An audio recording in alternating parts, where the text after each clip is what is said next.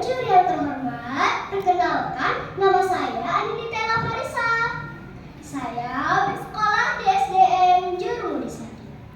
Pada kesempatan ini, saya akan membawakan sebuah cerita yang berjudul Peri Penolong. Cerita ini dikarang langsung oleh guru pembimbing saya, yaitu Ibu Aini Ratna Hidayati. Selamat menyaksikan teman-teman. Peri Penolong. Dikisahkan, ada seorang anak yang bernama Dea yang sudah kecanduan bermain gadget. Seluruh hidupnya, bahkan kesehariannya sekarang sudah tidak bisa diatur. Dea juga sering melupakan sholat 5 waktunya dan tidak pernah membantu ibunya di dapur. Pada suatu pagi, terdengar suara azan berkumandang. Allahu Akbar, Allahu Akbar. Terdengar suara dari kamar pintu Dea terbuka dan terlihat ibu Dea yang sedang mempiringkan tempat tidur Dea. Ya sayang, ayo bangun nak. Sudah jam 5, sholat subuh dulu biar pintar. Ibu Dea membangunkan Dea yang semata wayangnya itu sambil terpati-pati. Ibu, sebentar lagi ya, Dea masih ngantuk ih, kata Dea sambil menarik selimutnya. Ibu Dea menggelengkan kepala, lalu dibelailah kepala Dea.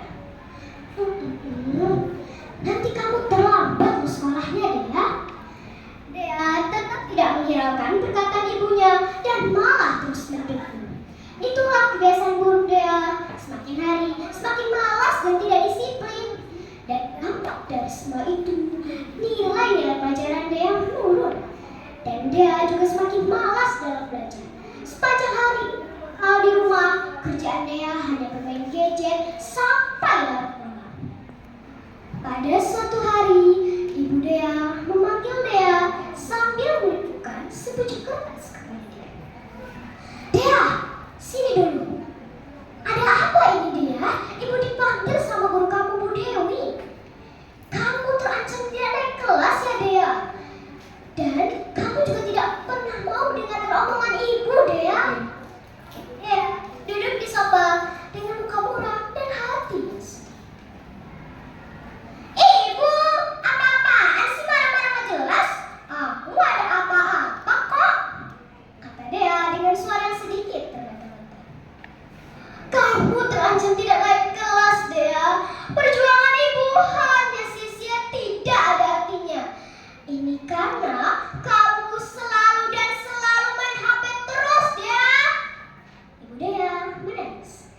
Dea melihat itu semakin merasa bersalah, tapi malah dia pergi ke kamarnya dan melanjutkan gamesnya tertunda. Hore, games! Itulah kebiasaan buruk Dea yang sudah budak oleh gadget. Pada suatu malam, seperti biasa, sebelum tidur, Dea bermain gadget sampai lupa belajar dan lupa segalanya.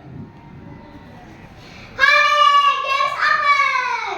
Sedikit lagi sebelum tidur masih ada kesempatan lagi nih. Ya, oke, yeay, games over lagi.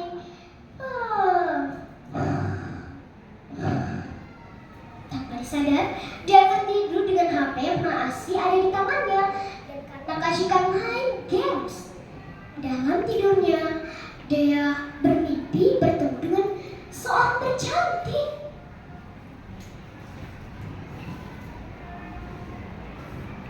Dea cantik, Dea sayang, ayo bangun. Bercantik? Dia terbangun dan langsung menatap bercantik itu. Sini cantik, ibu peri bisikin.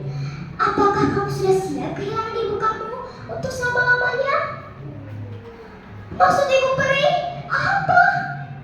Kata Dea karena tidak mengerti. Karena sikap kamu dan waktu kamu yang tidak bisa kamu ubah, maka kamu bisa saja tidak naik kelas, Dea. Itu fatal sekali. Perlahan-lahan, ibumu akan jatuh sakit. Dan apa ibu peri? Aku tidak